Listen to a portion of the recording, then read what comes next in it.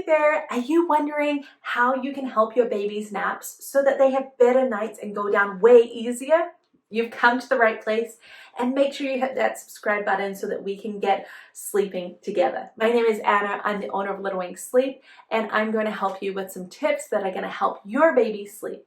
Today we're talking about capping naps. What does that even mean? And how could it even help your baby? Capping naps means that we're going to limit naps. And a lot of people might think that we need to do that at a very short amount, like let's cap the nap at like half an hour, 40 minutes. Absolutely no, that is not what I'm talking about. I'm talking about capping your baby's nap at 2 to 3 hours. You see, if we cap a nap really short, especially before 50 minutes, what you're going to find is that baby gets woken up mid-sleep cycle. Every portion of the sleep cycle has a very important role.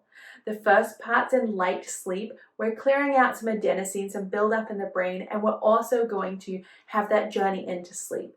Deep sleep is our body sleep, our muscles, our bumps and bruises, our immune system. REM sleep is our brain sleep, shifting things from short-term memory into long-term memory. They all have a special role. So we want to make sure that they get a full round of sleep. If you wake baby up beforehand, this is what can happen. You can actually stop midpoint, and if they're transferring a memory from short-term to long-term memory, that memory will actually be discarded. And as they're growing and learning so many skills, we want as much sleep as we can. So let's dive into why we would cap naps. We would cap naps if baby is struggling to get to sleep at night because they're having too much day sleep. It is possible for babies to have too much day sleep, and if you're not sure about how much sleep your baby should have, you can check out our free awake times chart or our nap cheat sheet. The links are below.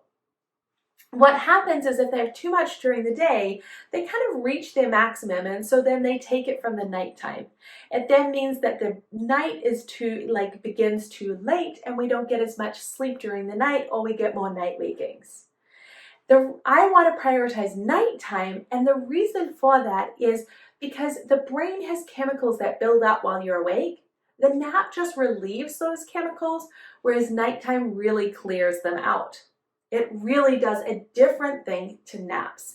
Naps are really to help them get through and to relieve that pressure. I call it sleep pressure. So when we do that, we want to make sure that we have naps that are evenly spaced throughout the day. If they're not evenly spaced, what can happen is we end up with a baby who might sleep a lot in the morning and then not much in the late day, and they become overtired. Overtiredness means they have cortisol in their body, which is their fight, flight, or freeze hormone.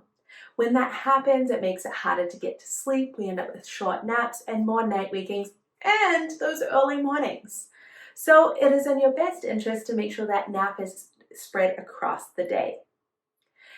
If your baby is a newborn, and so we're talking under 12 weeks, then you can cap the naps at 3 hours.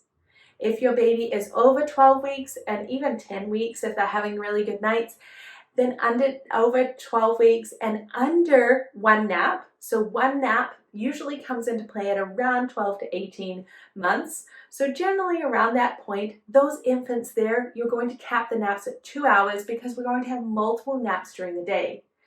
As they get more awake time, they're able to have more time awake. You may need to shorten them to an hour and a half, but let's start at 2 hours.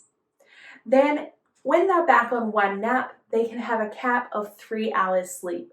This means that they get a good quality nap, but they're also able to go to bed at night still and are not going to really struggle with that. So why do we want to cap naps? First off, it makes those nights the priority. It spreads the naps so that we don't end up with overtiredness, and it will help your baby relieve that chemical pressure in their brain so they're able to be the best versions of themselves during the day. If you're on one nap or have a newborn, cap it at 3 hours, and if you're an infant, cap it at 2.